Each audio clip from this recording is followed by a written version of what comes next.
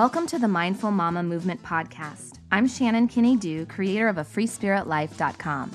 And I'm Ashley Walburn, owner of Home Holistic. And together, we are bringing you the Mindful Mama Movement.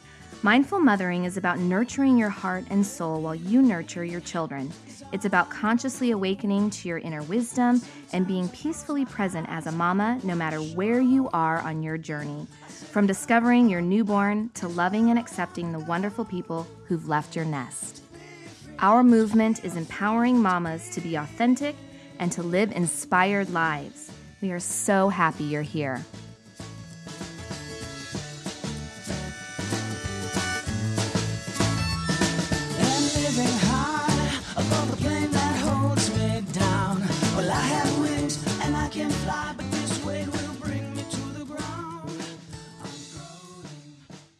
Hey mamas, thanks for being here. It's Shannon, and I'm here to introduce you to episode 7 of the Mindful Mama Movement podcast. In today's show, you're going to meet Dana Malstaff. Dana is the founder of Boss Mom. It's boss-mom.com. And you are going to find this interview to be so energizing. Her energy is just infectious. And she mixes this playful side of her with this deep knowledge, experience, and passion for building community and bringing women together who are raising their children while raising a business. Now, don't worry if you're not raising or starting a business. You are still going to get a lot from this interview because she really is talking about the balance or the lack of balance that happens when we're trying to do our work and raise our kids, and how we can shed some of that guilt so that we can give both the attention they need. She talks about how the word work is not a negative thing and that we all have ups and downs in the journey of motherhood. And our challenge and our practice is to make personal assessments, to learn how to listen to our gut so that we can see what's not working and what we love doing and not ignore that we can go for what we really love and let go of the guilt along the way. You are going to love this interview. She shares excellent tips. I especially love the one where she talks about making your dream makers list and your deal breakers list and how you can apply that to where you put your energy in your life. So what I want from you today is to have fun listening to this interview. Dana's love of life is to have fun. And so that's what we're going to do today. Have fun, enjoy the interview, and stop by Facebook. We have our Mindful Mama Movement group. It's growing, it's thriving, and that's where we share about the show and all the great stuff that we are applying to our own life as we listen to the episodes. And so make sure to join us there, and you will have an opportunity to ask Dana questions as she hops into our group as well this week. Take care and have fun. Hey, Dana, we are so excited to chat with you today. Welcome to the show. Thank you for having me. We're so excited to be here with you, Dana. So tell us a little bit more about who you are, what you do, what inspires you. We kind of already know that a little bit. And what stage of motherhood you're in. Yeah. Well, I'll start with the what inspires me because that one's the most fun. And that's fun. Fun inspires me.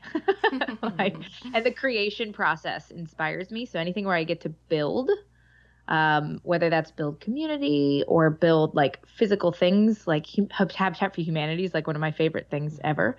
Because I get to pretend like I actually know how to build things. So yeah, building and fun, like any chance where I can be silly is great. And so in my mother stage, I've got a 1-year-old and a 3-year-old that are amazing. My son is like the cuddle bug, and my daughter might be partially Satan. It's possible. He's like totally the cutest thing ever, and then she'll just scream this scream that makes my eye twitch. So I'm like in the early thralls of motherhood and figuring all that out. And when I quit my job almost 4 years ago now to start my own business, I immediately got pregnant. I was working 14-hour days, and I think my body was. I'm a big believer that stress does bad things to you, and so when I quit my job and I stopped working those hours, I think my body was like, okay, you wanted a baby, let's do it. And so got pregnant, and that's where all the fear and everything happened. I think I always knew I wanted to be an entrepreneur, and I always knew I wanted to be a mom. Like those were never questions for me. But then when it came time to do both, and I was doing both at the same time, I wanted to be really good at them. I don't like not being good at things. If you're going to do it 110%. Like why waste your time? But business and babies are kind of like, there's no way to know. Like, I don't care if you went to business school and everything, like having your own business is its own new adventure, and the same thing with having kids. And so there was a lot of trying to figure that out. And I always knew I wasn't going to be a stay-at-home mom. So I don't know of those that can relate to that. I just was not built that way. But it made me feel like maybe that means I'm a bad mom or I don't love my kids enough. And so when I had my business, I wanted to be in my business just as much as I wanted to hang out with my son. And it took me a really long time of just feeling that way, until basically I got pregnant with my daughter. My son was 1, and we got pregnant with my daughter. And I was in a mastermind group, and one of the people was a book coach and allowed me to, work with him, and we brainstormed it out. And this idea, this guilt, I want to be an entrepreneur. I want to be a mom. I want to be good at both. I don't want to feel bad about wanting to be good at both. And working out for me over time about how to get past that and understand that my passions are important, and showing that work isn't a negative word is important. And I think showing that we look at our kids, but our kids look back at us, and we are the ones who dictate the world that they see. We're the ones that create the paradigms of what they think is possible and, out when they grow up. And so it's our job to show them that anything's possible, not just in our words, but in our actions. And I really embraced that. And that's what I wrote the Boss Mom book. And when I went out to the community and asked them what they thought, everybody was like, yes, we want this. I don't want to feel guilty either. And I can't stay 24 hours a day with my kids without having some kind of outlet. Or I want to send my kids to daycare, and I don't want to feel horrible about it. Whatever, like everybody has their own situation, but whatever it is, we didn't want to feel guilty. And so that's when I was like, well, all right, then let's make it a podcast, and let's make it a group coaching program. And let's, I'm like I said, go big or go home. So I was like, let's just make it this massive brand. And that was a year ago. And now we're turning into a massive brand. So that's, it's all working. Yeah. Yeah. I love just the jumping in, and doing something that makes sense for you. That, for me, mom guilt just made me feel like I was drowning. And I remember saying to myself a long time ago, before I started working with women, like I could use more support. Like I can't just be at home all day. Surely there's someone else out there like me. And turns out, just like you, that is the truth. That is the truth. Can you share with us just a little bit what it was like becoming a mom for the first time? Okay. So one time I went whitewater rafting and, and it was fun. It was kind of mellow. That's a little bit like the pregnancy stage. Like it feels uncertain, but it's enjoyable, for most people. You have those days where you're like, oh God, that turn made me queasy, but oh, okay, this is beautiful and it's wonderful and it's this whole new experience. And then in the middle of it, they came to this massive rock and they're like, okay, we're going to stop. And anybody who wants to jump off this rock, you can do it. And I hate roller coasters. And for some reason I was like, I'm going to jump off this rock. Mm-hmm. And so I climbed up to the top of this 30-foot rock, and I got to the edge and I was like, this is a horrible idea. This is not fun at all. And my husband was behind me because he loves that stuff. And he's like, the longer you wait, the harder it is. You just have to jump off and it's going to be fine. Mm-hmm. And I jumped off and it was horrible. I hated it, but it was only 3 seconds of ridiculousness. Did it hurt at the bottom? No, it doesn't hurt, but it like I just do not like that dropping feeling. Yeah. But for me, that whole experience felt a lot like having a kid, because it's scary, but serene and beautiful. You're literally just have to close your eyes and jump off a cliff because having a baby, like birthing a baby, like feeding and making sure your baby stays alive is hard. Like it's all hard. And it doesn't matter how amazing it is. It's never going to take away the fact that it's hard. It just makes the fact that it's hard totally tolerable. Yeah. And I think that's, because every day I always joke that being a mom, I literally experience every single emotion you could possibly experience. I think every day. Like I love my kids. I want to lock them in a closet. Like I want to, kiss them. And then I feel like maybe I'm a bad mom. Okay. Now I'm a great mom. Like, oh my gosh, I love my life. Am I happy in my marriage? Is my business great? Everything's amazing. Like all the emotions your kids have because they have every emotion every day. Like before I felt like I'd be, oh, today was a happy day. And I'm like, I don't give days designations anymore because every day I just have the entire gamut of possible emotions. And I think that takes some getting used to because you feel guilty for a minute and then you kind of marinate in it. But once you get into parenting and you just do it and you've gotten like the groove of it, you recognize that those emotions, it's like meditation. They're just thoughts that are in your mind. They're emotions you're going to feel and you just let them pass through you. And the quicker they pass through you, you can move on to the next emotions you're going to have. Yeah. Being a mom. And it's a little bit of an art form. I feel like I'm starting to master the flow through all of the emotions in one day. True story. I love it. What for you has surprised you the most about parenting and like marriage and parenting? Oh my gosh. I think that there's this movement, and we're in it multiple years into it of like mindfulness and presence and meditation and all of those things. And I am so happy it is, and that we live in this time where it's important, because I honestly think the thing that is most surprising about being a parent and being a spouse is that it is constant reassessment, like constant bringing myself back to being present. Like when you're just all by yourself and you get into a rut of doing something like, oh, this week is just work, work, work, and I'm just going to do it. And, this week is vacation and I'm going to lay out. Like you don't get those when you're a parent and when you're an entrepreneur and when you're a spouse. Like a lot of those are, you have to do it differently. There's this more, I've got to be a parent part of the time and I have to be an entrepreneur part of the time. And this whole work-life balance that we try and do, that like in the Boss Mom book, I say it's silly to me because I don't think a balance exists. I think an integration exists. And I have to constantly, pretty much every day, like give myself some time, like physically in my calendar. Like I put it in my calendar, like just reassess your priorities today. Like, am I being a good wife? Like, am I being a good parent? Am I being a good entrepreneur? Am I being a good daughter? Am I being a good sister, a good friend? And I just do a quick review, because what I didn't do early on, I think, which a lot of us don't, is we kind of get sucked into whatever the thing is. And we feel like everything's like a fire sale sort of thing of like, everything's on fire. I got to take this over here and I got to take this over here. And I think being able to feel a lot more calm is just doing the daily assessment of being like, what's really important? I'm going to deal with those things. Okay. I'm going to go hang out with my husband because I feel like maybe I haven't done that in a week. I'm going to go over here. And you know what? Tonight I'm not going to work late for the next couple nights.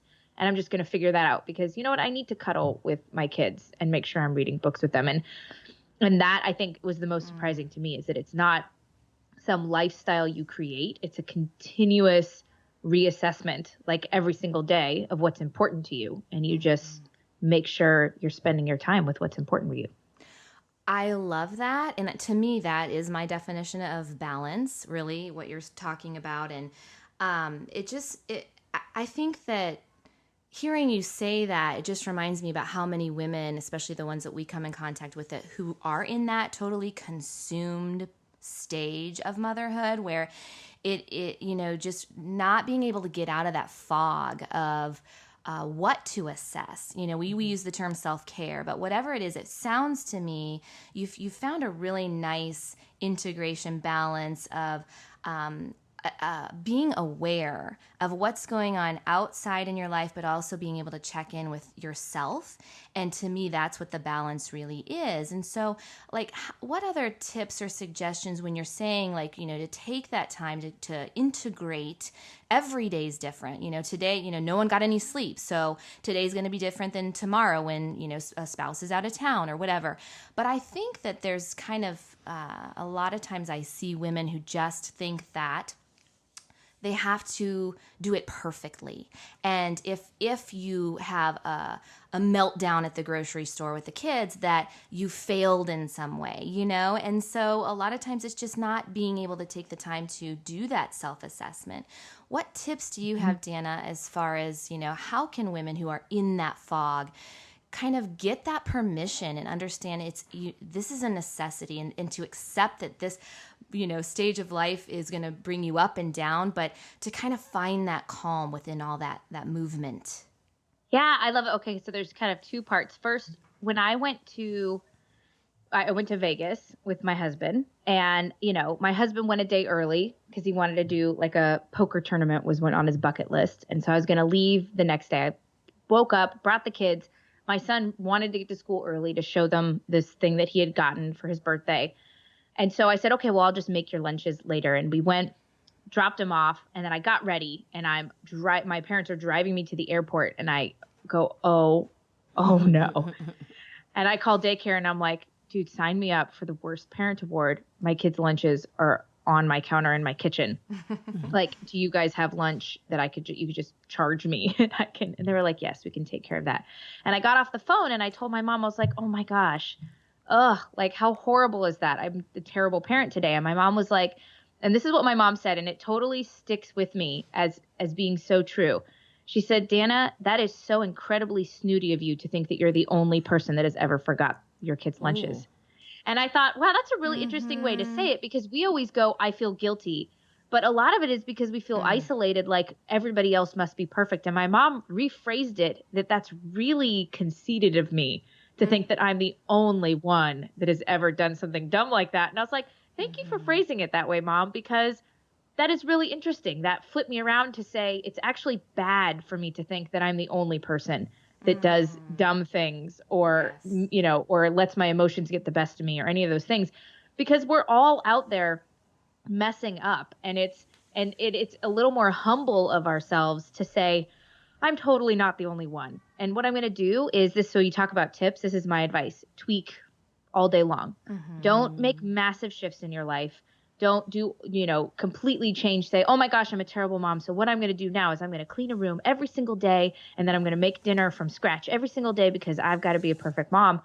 It's not sustainable. What you do is just take a quick survey of what's happening. Like for me, I got my business down right now. Like things are working really well. And you know where I feel completely crazy? In the kitchen. So I had mentioned before we got on, Samantha of cookingdirtyeatingclean.com. I do her meal planning and meal prep. And so I was like, that's what I need. I need some support and direction in this place because what I'm doing isn't working. And that's the phrase I want all of the women like to say. I want you to be totally open with telling yourself, hey, what I'm doing right here isn't working. Like, hey, I'm trying to get my kids to do this thing, but what I'm doing right now isn't working. So I'm going to go out and find support to find an alternate way, tweak what I'm doing a little bit, and then try that out. And so my parenting and my entrepreneurship journey and my spousal journey is very much of just continually making little tweaks until things work. I mean, my husband jokes because he'll come home one day and our living room will like literally be configured in a different way. And he'll be like, why did you do that? And I said, well, it was really hard to keep everything clean. And so instead of just trying to continually clean when things don't feel like they have the right space, I thought we'd switch the room around and see if that helped. And sure enough, the third time around, our living room stays clean now. Like everything just is now in a space where we naturally want to put the shoes there and naturally want to put the toys back there. And there's more open space and the kids can play. But if I would have never moved, if I would have never tweaked something, I would have continually just been telling myself, this isn't working. And I'm just going to keep trying to fit, this square peg into this round hole so that I can do what I'm supposed to do instead of saying, hey, what could I change in this situation? Just a tiny thing. And then enough tiny things and things just start to fall into place. I love that. I do too. Do you feel like that is a skill that like came to you from the way you were parented? I'm psychologizing you a little bit. Or is that like just a learned skill? I do think it's a little bit of probably maybe unintentional parenting. Yeah. My parents moved a lot, so I moved every 2 years since I was 5 until high school, and then they let me go to the same high school, and then basically and then I moved all over the place. So I think I've lived in like 7 or 8 states, 2 countries, like 27 apartments. Wow. something outrageous. So I do think that has made it easy for me to go, oh, well, let's just change it. You know, like for me, if there's dust on a bookshelf, it's because I haven't touched those books and maybe I should assess whether or not they need to be on my bookshelf. Like that's the mentality I have. And so I do think that's a little bit of my upbringing, of a little bit minimalist, a little bit like change is fine. I'm much more acclimated to just things changing. But I think it's something that you could practice and learn pretty easily. Like I don't think it's a skill. I think it's a mindset. You know, I just go into it and it's not like I don't actually know how to design a room. Like I don't, you know, I'm pretty sure nothing in my place actually matches if someone came in. But I do know what feels right. And I do know when I go, wow, I love that we turned my couch around here because now I can see when the kids are playing better and see, you know, or I can see them when I'm cooking, or, oh, I really like the way this process works, or I really like these people that we're playing with because I can see how the kids interact. Like there's a lot of just getting your mindset to shift and then just listening to your gut and not ignoring it when it makes you feel good or uneasy, and like make that part of your assessment period of what has felt good and not good about this week. Yeah. Okay, let me see how I can maybe tweak some of those things to make more of the feeling good and less of the not feeling good. I think that's great. I love what your mom said about how snooty of you. It reminds me of a yoga teacher that would always say, you know, if something happens to you, you'd say, yeah, how human of me. And I love that because it's like, it's what your mom was saying is like, we tend to like turn on ourselves, you know, and we think like, what's wrong with me? And like isolate ourselves and make us feel like, you know, we're not doing something right. But when you flip that mindset, like you're saying, you realize we're all relating to the same thing. We're all going through the same stuff. And if we could accept and shift that in our minds, then that's where the community happens. That's where the power is in connecting, and you don't feel so alone. Don't you? Yeah. And I think, so when I started this, I mean, I'll be honest, most of my life, I was like, I'm just a guy's kind of girl. Like that was literally a phrase I said, which is so hilarious now to say that. Right. You know, I just get along with guys better. Girls are so dramatic. Like I think that's probably one of my like phrases that I used a lot. And then when I started this, I had kids, and then I started this part of this journey for me. I didn't start the community thinking I needed the community. I started the community saying I want to share what I've learned so that maybe it can be helpful for other people. And what I got as an absolute gift was just how amazing the community is and how much I needed it and didn't realize it. And it made me go, wow, how many other women out there go, I don't need other women to like talk about, you know, the kids having potty training and how hard it is to be a mom. Like, I don't need that.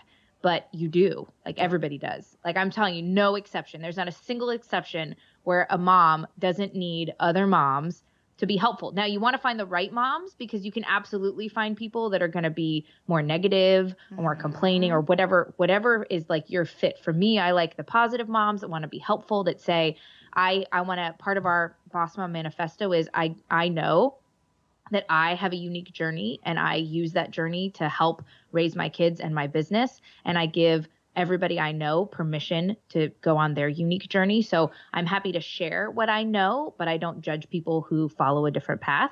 Like that's very important. And we don't let people into our community that judge other people or say, oh, you don't feed your kids paleo? Well, then I'm sorry, but you're a bad mom. Like we just don't let those people in. And so if you're surrounding yourself by the rest of the community that just says, awesome, you want to feed your kids that way? Great. And I feed my kids this way and we do these things and some of what we do overlap. That's amazing. Let's share, let's connect, let's, tell each other what we're doing. And we're going to accept and love that we're each doing it a little bit different, and know that that doesn't mean we're better or worse in any particular way. And you find people like that, like it's life changing. It's life changing. And it's like, I can't say it enough. Like if you think that it's not for you, you're wrong. Community is for everybody. We're communal human beings. Like you need other people to help you even just see yourself, right? Like I feel like I see more of who I am and what I care about and what I love and what I'm good at and what I need help with, because other people help me see that. Like living by yourself on an island isn't helpful to anybody. Right. I wonder, like I'm just thinking about the moms that we come into contact with, and I see moms face to face a lot, but I also see them through my Facebook community. I do feel like some moms are just really naturally really generous and thoughtful about the way that they talk to someone else. And some moms are kind of misindependent. And then some moms are super judgy. And so kind of my theory, I guess, is the moms that are super judgy probably have had a judgy life, that their partner is judgy with them or their parents were. And so they haven't kind of learned that skill yet. So my hope always is that like, if there's a bunch of really supportive moms, then they're going to get it. Then they're kind of getting a new skill that they haven't been exposed to before. And maybe we'll soften a little bit and be like, oh, they're doing it different, but it seems like they're doing it pretty awesome also. I am interested in what your thoughts are about Miss Independent.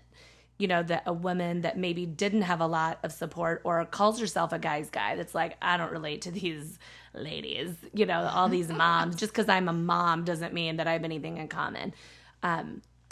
Like, what would you say to her if we met her at the grocery store? Like, I think you'd like this. How would you get her into being supported? It's so funny. My literally my best friend. I'm 5'9". She's like 4'2". She has like blonde hair. When I met her, she had a little like miniature Doberman pinscher and a pink bedazzled phone. Oh, wow. And I to this day joke, because I'm the opposite of that. I'm like, ripped jeans and a t-shirt and with my hair up in a ponytail. And so it was just funny. We totally hit it off, and I would make fun of this fact that how did I end up with this tiny pocket best friend, is what I refer to her as, with your tiny dog and your pink phone, like, which is hilarious because now my branding is pink and purple and I have pink everywhere. And, but it's this thing where I had categorized people, including myself. And I think that's what we do. Like, we like to put people, it's so funny. Well, I'll talk about branding with somebody in their business, and we all want to come up with the clever name to put people into this category so we can categorize people. And we say, well, I'm trying to figure out what my niche is and what my ideal client is. So I'm going to categorize them as the hustling mom or those kinds of things. Right. And what we start to realize is all of us are more than one category. Like there's no way that you're putting yourself in one thing and that perfectly defines you. Nothing perfectly defines us. And so for me, when I'm up talking to somebody, it's much more about just sharing the stories of, oh my gosh, you know what? This just reminded me of this thing. Like, it's so nice to meet you. And I just jump into a story that has to do with somebody that I think might relate to them, or something that, is a joke and funny. And if they don't get my sense of humor, then it's not meant to be. Because if we don't think each other are funny, then it's hard to build a relationship. But just embody the things that are important to what I believe, and joke about the things that we can all relate to, and just get them in the stories and get them to tell me their stories. And so before they can even decide they're in a category or they don't fit into this category that this community, kind of embodies, that I get them to just start relating through storytelling and through sharing some stuff about themselves and their family and their life. And then it's easy for me to go, oh my gosh, there's somebody in this community I really want to connect you with, because I think you guys relate really well. And I try to become a connector. And the more I can connect, because all they need is one person in that community to tell them that it's a great place and that it's really valuable for them to give it a try. And then they get sucked in, because, and not just my community, it's the same thing with other really great communities as well. But I think that's it, is get them to talk about stories, relate through stories, and then think about how you can connect with somebody they might relate to. So not the whole group. You don't have to relate to everybody. I just want to connect you with this one person, and then let that one person do the selling for you. Nice. I like it. That's good. Well, tell us more about Boss Mom and what you have going on there, and also tie it into, for those moms who are listening right now and they either have an idea brewing, either a creative project they want to pursue, or a business they are either starting or running, but they're feeling, just that, again, trepidation about how to balance it with raising children. Give us the goods on your stuff, because I know it's helped me, as I told you, immensely in my own life. Oh, thank you. So Boss Mom is the foundation is what we've been talking about, which is, what I really market to, like the people we talk to are the moms who want to be great moms and great entrepreneurs, want to be passionate about both, and don't want to feel guilty about wanting to be passionate about both. The actual tools and things that we use, though, are help you figure out, how are you going to start a business? What are you going to do? And one of the best places I think that I tell people to start is often in what I call your dream makers and your deal breakers. And for me, dream makers are, what are the things that you would just love? Like, I want to be on the cover of a magazine or the voice of a Disney character. Or I want us to be able to travel in the summers when my kids are older and spend 3 months at a time in different places, to experience more of the world and to visit family more and all those things. Those are some of my dream makers. And then my deal breakers are, I don't want to be away from my kids very long. Like, traveling weeks at a time is not something I ever would really want to do.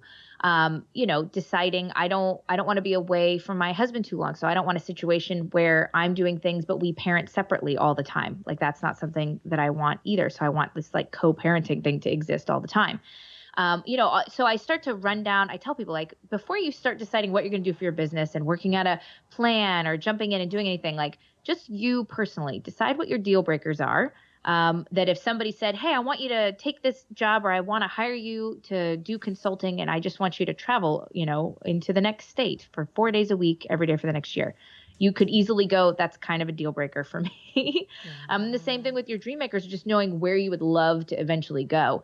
And then once you have those, then you can start thinking, I think the next thing is think about who you want to work with. I think a lot of times we think, what task could I do and make money at? And I say, don't start there. Start with, who do you want to work with? If you had to spend 8 hours a day with somebody and you spent a lot of time selecting your spouse, right? Like, you didn't just hopefully maybe some people met them and that night knew. But for the most part, people take a lot of care in the decision-making of who they marry, but they don't take a lot of care in decision-making of who they work with. And for me, that's been massively life-changing in terms of my happiness and my enjoyment in what I do and how I live, because I was in the very beginning, I said, for me, if I am on a call with somebody as a prospect and we don't laugh once on the call, I don't care how much I could help them or need them. I don't want to do it, because if I can't make jokes and have fun, I'm not going to get it. Like, I really only work with parents pretty much all the time, unless it's somebody who I can see their empathy towards parenthood. Because if somebody calls and says, my son's got a fever, we're going to get off that call and reschedule, and I'm going to go do that. And I don't want to be in a situation where I feel bad about that, because I'll deliver on my promises, but I need to work with people who understand that. And so outlining first your deal breakers, your dream makers, and then who do you want to work with? And I mean, get specific, like, what would make you happy to be around people? Do they need to understand the way you only want to work with people that works the way your mind works? Do you want to work with people like me, who like relates to my family situation and likes to have fun, but knows you can also get work done? Like, decide what that is, and then you can start looking at what you actually want to do in your business. And my biggest advice for that is don't look at the task, look at the behavior. So don't just look at, oh, well, I'm good at building websites. well, what behavior is it that allows you to be good at building websites? Is that you are detail oriented? You can actually sit for a period of time with, like I need to be upstanding, walking around all the time. Sitting in front of a computer for 8 hours without, with just doing the same thing over and over again is painful for me. So, part of what is my brain works better when I'm doing multiple different things. And that's not a skill. That's like behavior of the way I work. And so a lot of people, what they do is they say, well, I can, I'm good with computers, so I should do something with computers. Stop there and say, why am I good with that? Like, what behaviors do I have that allows me to do those things well? Is that I see things at a high level? I can put things together really well. I'm good at getting in the trenches and the details. I'm good at asking the right questions to get them to get to A, B, and C, whatever that is. And that opens up your world to what you could do. Because a lot of us pigeonhole ourselves based on past jobs as to what we could actually be good at. And so when you pair all of those together, that was a really long answer for you, but all of those together, I think that's a really good starting point for deciding where you're going to go. And even if you've already started your job, I suggest you go through those 4 steps because you may find that you are running a business that's leading you right towards one of your deal breakers. And it's really hard to stop that engine once it's going. That's so good. I love that. Where do you put patience in all of that? Like I find as a mom of 3 young boys, and I have a husband who works all the time, sometimes what I want to accomplish is just really so unrealistic for what in balance to my deal breakers, because I do have quite a few of those as well. So I am trying to create this. So for me, like slow and steady has worked well, but sometimes it's like I need to push, like I need to take this to the next level, and that patience is hard for me. So how would you, talking to the moms who are kind of still like in that stage of growing their business, wanting to see it grow, knowing where they want it to go, but just also knowing they want to be more present with their kids. They want to be more available. They want those things that you mentioned to co-parent. And so there is a patience factor. How do you find that and stay sane in all of this activity that's going on in your life? Yeah, I think that patience is definitely a tough one sometimes. And I think what we do is, how everybody used to say, well, I just want to be happy. And then everybody would come out and say, well, happiness isn't a life. It's the moments that you have. And it's a state of mind and that kind of thing. I think patience is the same exact way. When we talk about being present with our kids, I think people think if I'm not present every single moment of the day, if I never pull out my phone, then I'm being present. And so I think we think of it as a lifestyle, where patience is that same kind of way. Like we're patient in the moments. Like if you go, I'm just going to be patient all the time for the rest of my life. There's nothing sustainable about that. And so just like you said, yeah, you're like, just like you said, I wanted to go and I'm totally spent of tickling my kids back, but I can hear them. I stop at the door and I took a deep breath and then I went in and did it, and I think it's that same thing. We stop for a moment, we take a deep breath. And I think the mindfulness comes into play in that exactly what you did, which is you gave yourself a moment. Like think of all the times when this is one of the rules I had back in corporate America. And even now, I just don't ever feel like I have a need to write emails that are not nice emails anymore. Mm-hmm. But, back in the corporate America, someone would say something and you'd get all riled up and you'd be like, oh, like, how could they do that? I'm going to write on this email. And the first words you would say is, I don't mean to be a jerk, but... which obviously means I'm about to be a total jerk, right? However, yeah. And so I would say, okay, I can write the email. I'm going to give myself that space, like journaling. And then I'm going to get up and I'm going to walk away and I'm going to give myself at least an hour. And if I can, like a full day that I'm not allowed to respond. And what it does is it gives you just the space. And even if it's just a moment, or if you need more time than just a moment, patience for me is about giving yourself the space to gain control of who you are and what you're about to do. Mm-hmm. Because that's the hard part. Like when you want to yell, sometimes you're going to yell. Like there's no way 100% of the time you're going to be able to gain control of yourself and be like, I should probably just take a deep breath and be calm. But But the more you practice that just stepping back for a moment or taking a little bit more time if you need, the easier it becomes to recognize whether the action you're about to take is the right action or if it's born out of passion that's from a good place or a bad place. And then you have the consciousness to make a decision. And I think that's where confidence comes from, is when you said, you know what, I decided I was going to yell at that person. And I made that conscious decision. It wasn't born out of passion. It was like, you need a good yelling, or you know what, I made the decision that was not the time to pick this battle. I was going to back off, and I made that conscious decision. We kill a lot of the guilt, and we kill a lot of the regret that we have about the things that we do when we make conscious decisions, and giving yourself the space to take a breath and make a decision about which way you want to go. I think can be massively helpful in you just feeling that evenness in your life. And I try and do that as much as possible. I'm not always good at it, but that's beautiful. It's a constant effort. I love that. I love that feeling the evenness. I love that. Well, okay, we could talk for hours, and I don't want to wrap this up, but I do have one other question that's on my mind.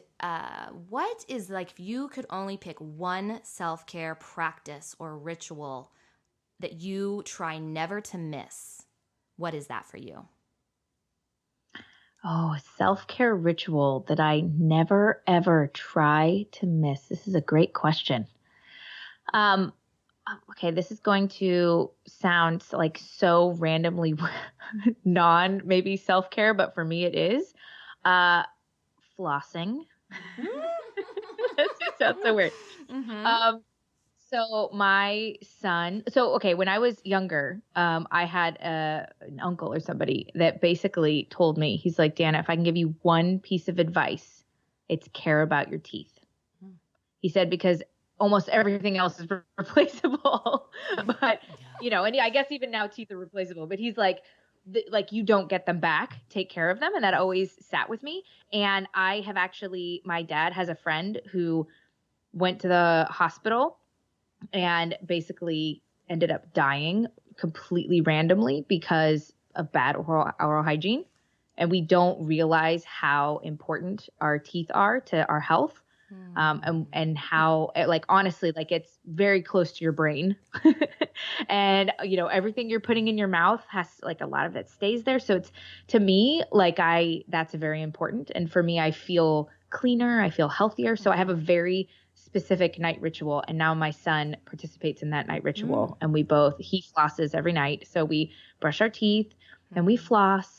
And we say our prayers and we do all those things. But for me, honestly, there's nothing else in my life that I consistently do every single day. There are things that, like, come and then fall away and then come and then fall away. But flossing is the only thing I do every single day.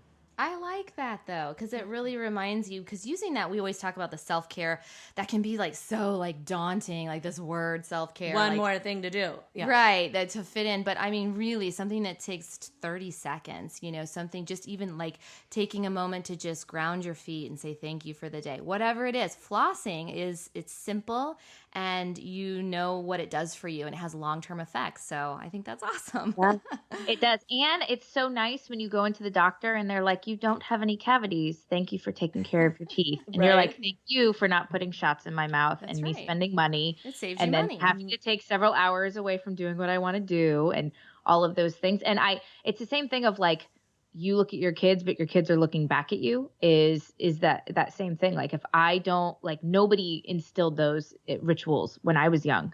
Mm-hmm. And so, but if I can, it's like how people go, yeah, working out, I just do it. Like it's just part of my life. Like, I want to pick some things that are really important to make sure those things are part of my kids' life, and they don't question it like it's a diet they have to figure out how to work into their world. I want it to just be part of their world.